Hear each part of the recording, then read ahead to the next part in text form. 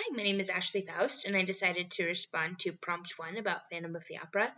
And the question that you asked is, what would some of the key differences be between the stage production on Broadway and the production of the movie? One difference that comes to mind is that on the stage on Broadway, they have less space to work with.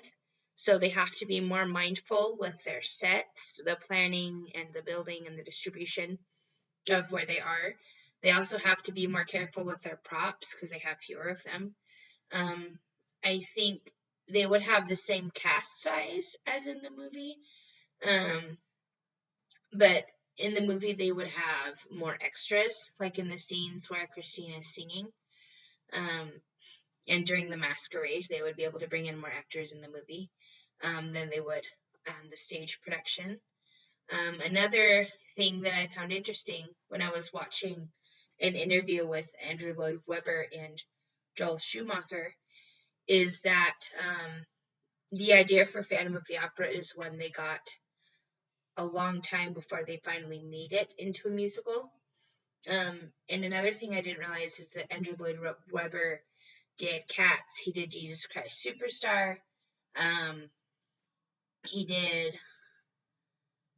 a lot of other musicals too. So let's see here.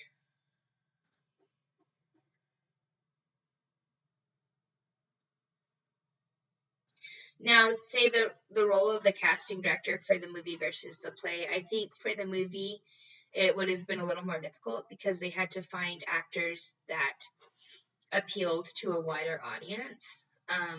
Versus with the Broadway production, there, at least in the 80s, it was more localized who went and saw it.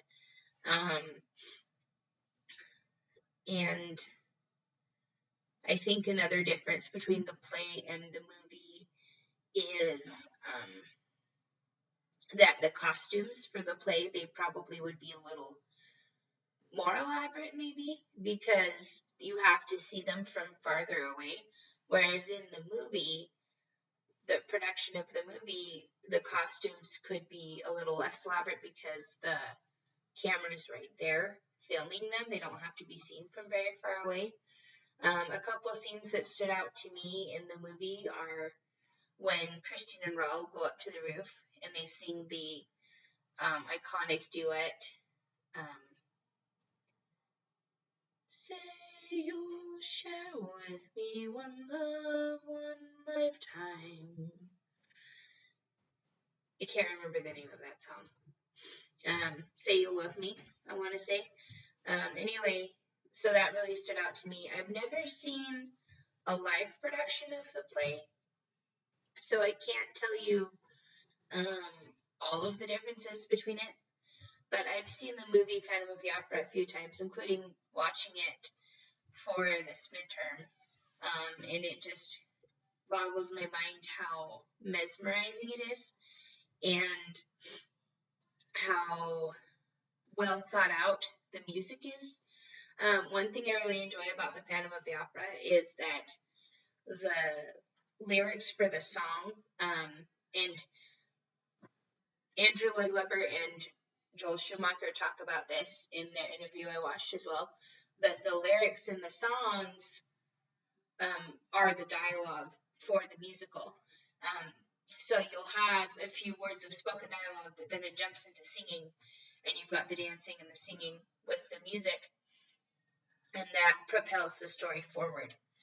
And I found that really interesting. I think that's different in the movie from the production on Broadway, because in the movie, they can switch scenes easily between, like during the song, when Say You Love Me, when Christina and Raul are leaving the area, what is it called? So in the movie and in the musical, I guess, Christine and Raul are in the backstage area when the man is hung, and Christine leads Raul up to the roof in the movie, and there's a whole sequence of events that you don't get to see on stage as well.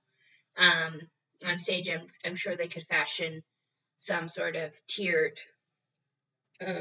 stage that they could climb stairs on and get to the top of, but it's not the same as seeing it in the movie where they're able to walk through the hallways and go up the stairs. Or not hallways, but walk around the stage and go up the stairs to the roof. Let's see. Sorry, I'm just reading your prompt. Given what you saw in these video clips and the interviews with the actors, director, and producer, and co-screenwriters for the movie, that version that you read, describe the roles, how the roles of each of these artists might differ from their counterparts in the original stage production that premiered in 1986. So I would say, for the actors, that I would think filming the movie would be a little more forgiving as far as remembering lines. Whereas if you're in a musical on stage, if you mess up your line, that whole scene is ruined at that point, depending on how bad your faux pas is. For the director, I feel that the Broadway musical would be easier because you have one stage you're dealing with, one set space. You build the sets, you have the sets and the props there, and then once you map out what you want for the scene, it doesn't change. I mean, yes, there might be very minor differences between between the rehearsal and the show, or one show to another, but it's basically the same. Whereas in the movie, you, sorry, I lost my train of thought.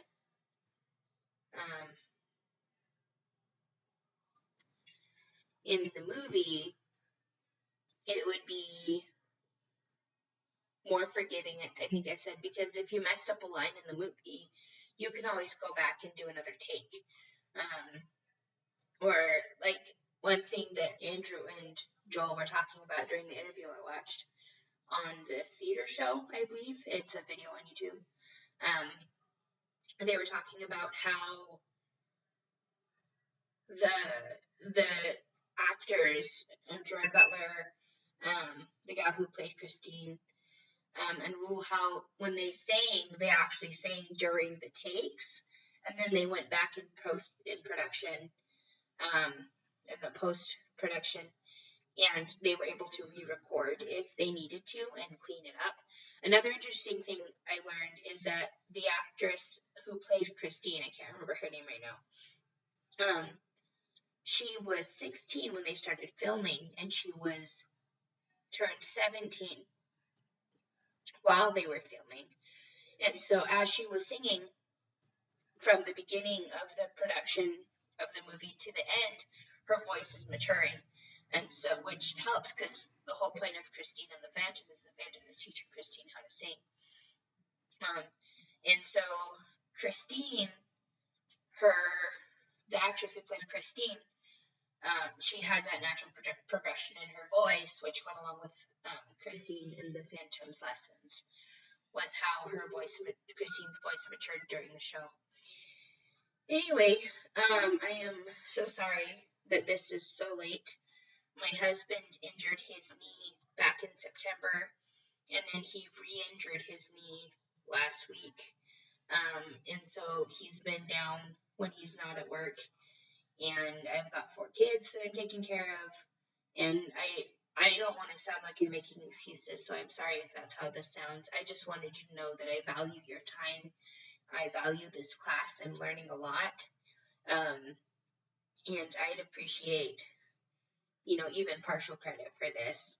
And I'll email you too,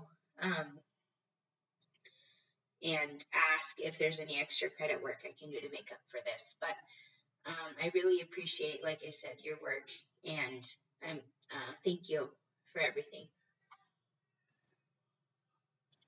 Bye now.